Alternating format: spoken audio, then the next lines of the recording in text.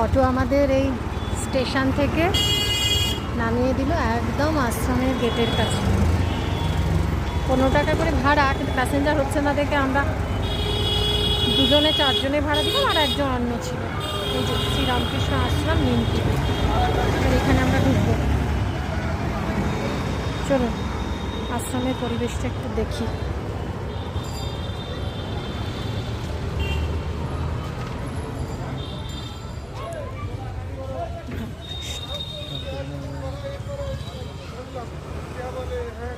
সুন্দর পুরো গাছপালা দিয়ে ঘেরা, বসার জায়গাও করা রয়েছে, কি অপূর্ব সুন্দর।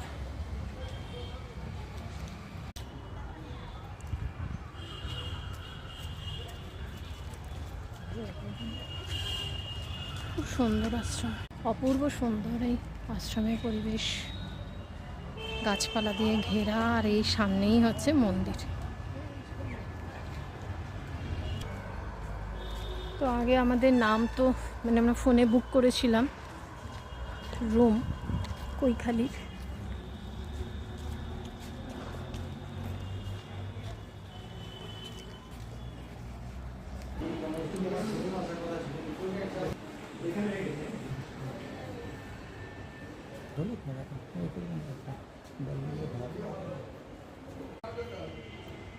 এই হচ্ছে নিমপিট রামকৃষ্ণ আশ্রম।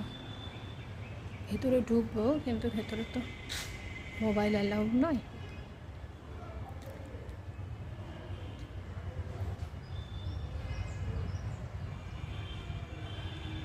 এখান থেকে 10 টাকা করে ভোগের কুপন কাটতে হবে, কেটে এদিকে ডাইনিং হল আছে, প্রসাদ খেয়ে তারপর আমরা কৈখালির যে পর্যটক আবাসস্থল আছে সেখানে যাব।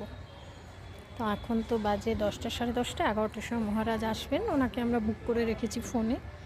ওনার থেকে কি নিতে হবে আর কি, একটা পারমিশন, কিছু কুপন, তারপর যাব। এখন এখানে আশ্রমে কাটাবো, ভোগ খেয়ে তারপর যাব। আজকে সকাল সকালই আমরা চলে এসেছি, এটা হচ্ছে জয়নগর, এখানকার রামকৃষ্ণ আশ্রম। এই যে দেখুন কি অপূর্ব সুন্দর পরিবেশ, সামনেই হচ্ছে এই যে নিমপিট আশ্রম।